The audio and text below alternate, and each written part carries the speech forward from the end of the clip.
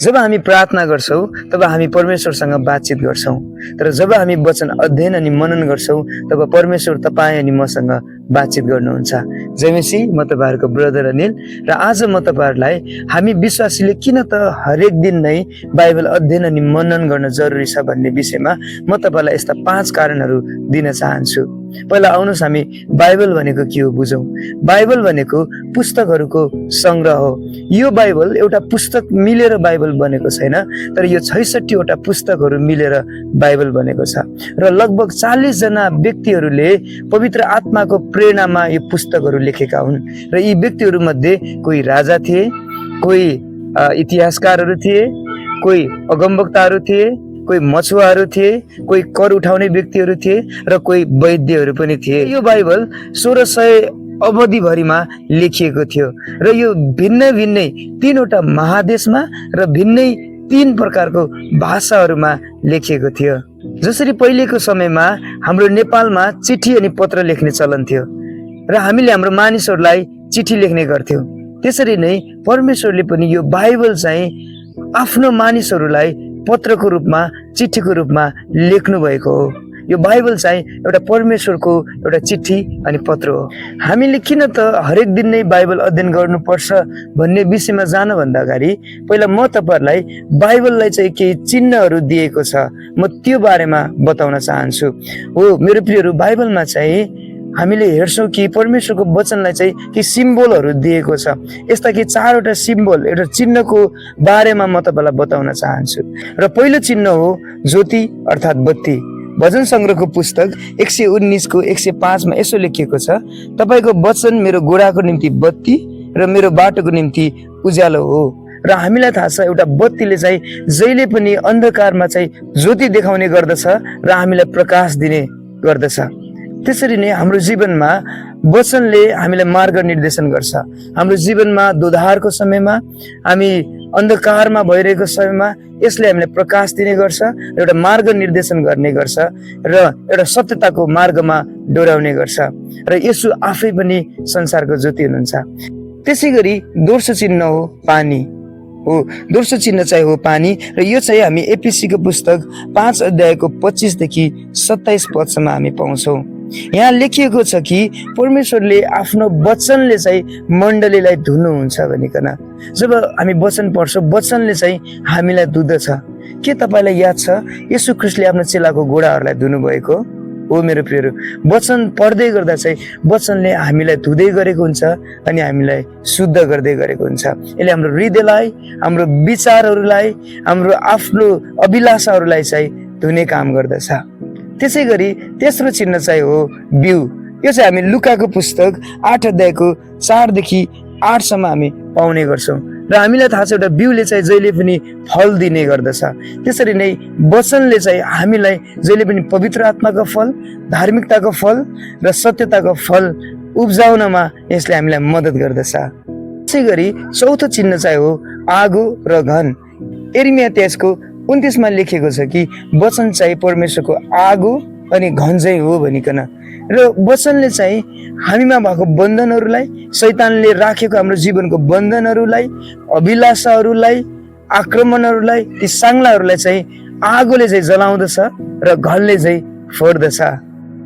र अब चाहिँ म तपाईहरुलाई किन त हामीले हरेक दिन नै वचन अध्ययन गर्न जरुरी छ र मनन गर्न जरुरी छ भन्ने विषयमा लान चाहन्छु। पहिलो कारण चाहिँ हो जब हामी वचन पढ्छौं, वचनले चाहिँ येशू ख्रीष्टलाई प्रकट गर्दछ। हो मेरो प्रियहरु, वचन चाहिँ एउटा सेतो पान्नामा कालो अक्षर मात्र होइन, यो चाहिँ सामान्य पुस्तक होइन, तर यो अक्षर भित्र चाहिँ कोही व्यक्ति हुनुहुन्छ र उहाँ व्यक्तिको नाम चाहिँ येशू ख्रीष्ट हो। येशू ख्रीष्ट आफैले यूहन्नाको पुस्तक 5 अध्यायको 39 मा यसरी भन्नुभयो, तिम्रो धर्मशास्त्रमा खोजी गर्दछौ किनभने त्यहाँ अनन्त जीवन पाइन्छ भनी तिम्रो ठान्छौ। मेरो विषयमा गवाई दिने तिनै धर्मशास्त्र हुन्। आमेन। परमेश्वरले वचनद्वारा चाहिँ येशू ख्रीष्टलाई प्रकट गर्नुहुन्छ। परमेश्वरले हामीलाई पवित्र आत्माद्वारा वचन किन दिनु भयो त? आज हामीसँग किन यो बाइबल छ त भन्दाखेरि ताकि हामीले येशू ख्रीष्टलाई चिन्न सकौं भनिकन हो मेरो प्रियहरु। तर धेरैचोटि हामीलाई वचन त याद हुन्छ, वचन भित्र भएको हरेक पात्रहरू अनि घटनाहरू याद हुन्छ, तर हामी परमेश्वरदेखि धेरै टाढा हुन्छौं। याद गरौँ, सदुकी अनि फरिसी एकदमै धार्मिक व्यक्तिहरू थिए। उनीहरूलाई सबै वचनहरू याद थियो, तर जसै त्यो वचन चाहिँ देह धारण गरेर आउनुभयो, त्यही परमेश्वरलाई, त्यही वचनलाई चाहिँ उनीहरूले क्रुसमा टाँगे। यो सम्भव छ मेरो प्रियहरू, तपाईँ वचन पढ्न सक्नुहुन्छ तर परमेश्वरलाई मिस गर्न सक्नुहुन्छ। त्यसै कारण तपाईँ अनि मैले चाहिँ पवित्र आत्माको सहायता माग्न जरुरी छ। पवित्र आत्माद्वारा नै वचन लेखिएको थियो, त्यही कारण एउटा लेखकले मात्र हामीलाई त्यो वचनभित्र भएको सत्यता अनि त्यो येशू ख्रीष्टलाई प्रकट गर्न सक्नुहुन्छ।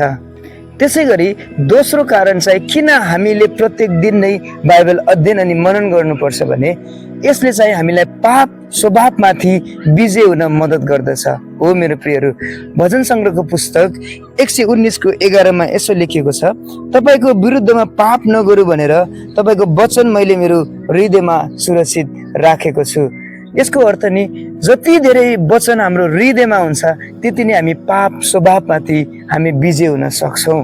जति धेरै वचन त्यति धेरै कम पाप। एउटा भनाइ छ नि मेरो प्रियहरू, जुन व्यक्तिले वचन अध्ययन गर्छ त्यो व्यक्तिले पाप गर्दैन, र जुन व्यक्तिले पाप गर्छ त्यो व्यक्तिले वचन अध्ययन गर्दैन भनिकन।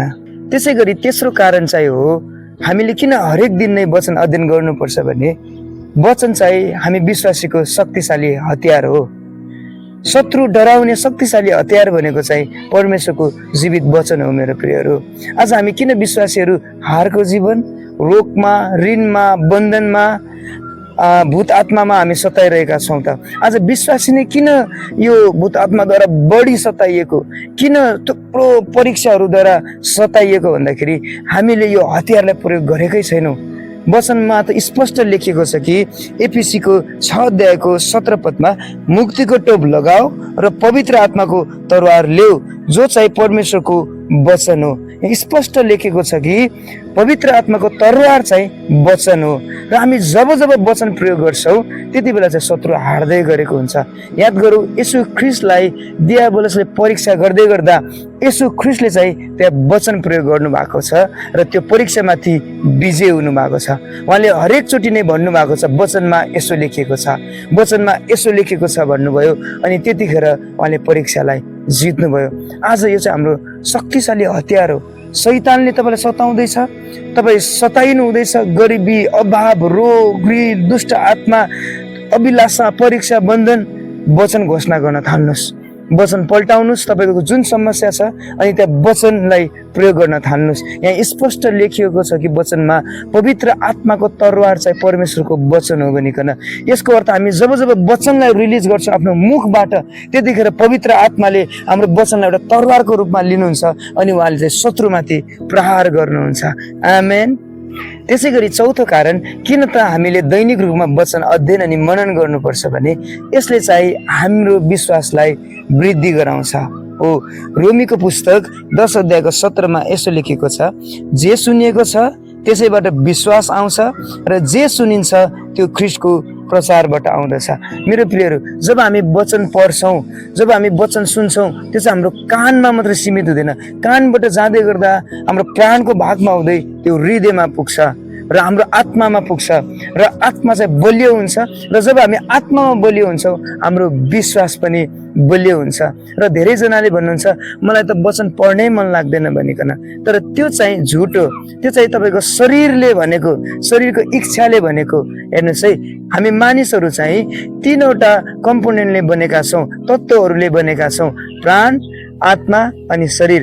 यो शरीर चाहिँ ओल्डली कन्सियस छ। यो शरीरले चाहिँ केवल संसारप्रति चाहिँ झुकाव छ, खाने कुरा, हेर्ने कुरा, लाने कुरा, शरीरको प्लेजर अनि मजाको कुराहरू मात्रै छ। र यो शरीरलाई चाहिँ मन पर्दैन वचन, मन पर्दैन भजन गाउन, मन पर्दैन उपवास बस्न, किन यो चाहिँ आत्मिक कुरा हो। त्यसै गरी हामीसँग प्राण छ जो चाहिँ सेल्फ कन्सियस छ, फेरि जो चाहिँ म अनि मेरो म व्यक्तित्व भन्ने कुरा छ, एउटा प्राइड छ मान्छेसँग, त्यो चाहिँ प्राणको भागसँग सम्बन्धित छ। तर हामीसँग आत्मा पनि छ, जुन आत्मालाई चाहिँ फेरि जुन आत्मा चाहिँ गडली कन्सियस छ, अर्थात् यसलाई चाहिँ वचन पढ्न मनपर्छ, परमेश्वरको स्वर्गीय कुराहरू मनपर्छ, आत्माको कुराहरू मनपर्छ। त्यसैले जब जब तपाईँलाई बोरिङ लाग्छ नि याद गर्नुहोस् त्यो चाहिँ तपाईँको आत्मालाई होइन तर शरीरलाई चाहिँ झ्याउलाको हो, शरीरलाई चाहिँ अल्छी लाको। तर आत्मा भने भोको छ। जसरी शरीरले हामी खाना खान्छौँ त्यसरी नै आत्माले पनि खाना खान जरुरी छ, किनकि आत्मिक रूपमा बलियो हुनको निम्ति खाना चाहिन्छ र खाना चाहिँ वचन अध्ययन अनि मनन हो मेरो प्रियहरू। त्यसै कारण जब जब हामी वचनलाई इन्टेक गर्छौँ, जब जब लिन्छौँ, हामी आत्मामा बलियो हुन्छौँ र आत्मामा बलियो हुँदै गर्दा हामी विश्वासमा पनि बलियो हुन्छौँ। त्यसै गरी अन्तिम र पाँचौं कारण चाहिँ हो वचनले चाहिँ हामीलाई हाम्रो जीवनमा सफलताको निम्ति ग्यारेन्टी दिन्छ। हो मेरो प्रियहरू, वचनले मात्रै ग्यारेन्टी दिन्छ कि हामी सफल हुन सक्छौँ भनिकन। यो घटना यो पदलाई हामी योशुको पुस्तकको 1:8 हामी पाउँछौँ। यसो लेखिएको छ, व्यवस्थाको यो पुस्तक तेरो ओठबाट नहटोस्, तर त्यसमाथि तैले दिनरात ध्यान गर्नु अनि त्यसमा लेखिएका सबै कुरा होशियार साथ पालन गर्नु र तेरा सबै मार्गहरूमा तैले उन्नति गर्नेछस् र सफलता पाउनेछस्। आमेन। यो वचन अनुसार नि हामीले जब वचन लिन्छौँ, मनन गर्छौँ अनि त्यसलाई पालन गर्छौँ भने यहाँ ग्यारेन्टी दिएको छ कि हामी चाहिँ सफल हुन्छौँ भनिकन। अनि धेरै जवानहरू डिप्रेसमा छ, धेरै जवानहरू दोधारमा कन्फ्युजनमा छ, म के गर्ने होला, मेरो जीवनको उद्देश्य के हो, मेरो बोलावट के हो, म कसरी सफल हुने होला भनिकन। तर आज म तपाईँहरूलाई एउटा चाबी म दिन चाहन्छु। योशुको पुस्तक अनुसार 1:8 अनुसार चाहिँ जब हामी वचन लिन्छौँ, मनन गर्छौँ, पालन गर्छौँ, दिनरात ध्यान गर्छौँ भने सफलता चाहिँ त्यहाँ लुकेको छ। मेरो प्रियहरू, हामीलाई लाग्छ कसरी हुन सक्छ यो? वचन पढ्दै गर्दा मेरो सपना डाक्टर बन्ने छ, आर्मी बन्ने छ, इन्जिनियर बन्ने छ, है थुप्रो पेसा हुन सक्छ। म कसरी वचन पढेर म त्यो हुन सक्छु? मेरो प्रियहरू, तर बाइबलले भन्छ हुन सक्छ। यो चाहिँ बाइबलले भनेको। तपाईँ अनि मेरो परमेश्वरले भन्नुभएको, जब हामी वचन पालन गर्छौँ, मनन गर्छौँ दिनरात, तब हामी सफल हुन्छौँ भनिकन। याद गर्नु, यो पद चाहिँ योशुलाई परमेश्वरले भन्दै हुनुहुन्छ जति बेला चाहिँ मोसा मरेका छन् अनि योशुले चाहिँ अब ती इजरायलीहरूलाई कनान देशमा, प्रतिज्ञाको देशमा लानु पर्नेछ, त्यति बेला परमेश्वरले भन्न सक्नु पर्थ्यो। त्यति बेला परमेश्वरले यसो भन्नुपर्ने, ल योशु सेना तयार पार, यस्तो यस्तो स्ट्राटेजी बना, यसरी युद्ध गर्नु भन्न सक्नुहुन्थ्यो। तर परमेश्वरले के भन्दै हुनुहुन्छ? मेरो वचनलाई मनन गर्नु, दिनरात पालन गर्नु भन्नुहुन्छ। मेरो प्रियहरू, हाम्रो जीवनमा पनि कसरी हुन्छ होला, मेरो बिजनेसमा कसरी हुन्छ होला, म त्यो पेसामा मौलाउँछु होला, प्रश्न आउँछ। तर याद गरौँ, जसरी परमेश्वरले योशुलाई भन्नुभयो आर्मी तयार पार भन्नु भएन, वचन मनन गर भन्नुभयो, त्यसरी नै हामीलाई पनि परमेश्वरले आज भन्नुहुन्छ। हाम्रो जे पनि कन्फ्युजन छ, हाम्रो जे पनि गोलहरू छ, त्योभन्दा अगाडि चाहिँ हामीले वचनलाई राख्न जरुरी छ। भजन सङ्ग्रहको पुस्तक 1:2 अनि 3 पदले पनि यसरी भन्दछ, तर परमप्रभुको व्यवस्थामा नै त्यो खुसी रहन्छ र त्यसले दिनरात उहाँको व्यवस्थामा मनन गर्छ। त्यो खोलाको किनारमा रोपेको बोट जस्तै हुन्छ, जसले आफ्नो ऋतुमा फल दिन्छ अनि जसको पात कहिले ओलाउँदैन, त्यसले जे पनि गर्छ त्यो त्यसमा सफल हुन्छ। आमेन। यो पदले पनि हामीलाई अझ जोड दिन्छ कि जब हामी परमेश्वरको वचनलाई पालन गर्छौँ, हाम्रो जीवनमा सफलता आउँछ। The key of success is word of God. मेरो प्रियहरू, परमेश्वरको वचन नै हाम्रो सफलताको राज हो। यसको मतलब हामीले अब पढाइ नगर्नु, अरू तयारी नगर्नु, स्किलहरू नसिक्नु भनेको होइन है। तर सबैभन्दा अगाडि चाहिँ परमेश्वरको वचन राख्न जरुरी छ। म आशा गर्दछु तपाईँहरूले यो वचनद्वारा पक्कै पनि आशिष पाउनु भएको छ। जय मसीह।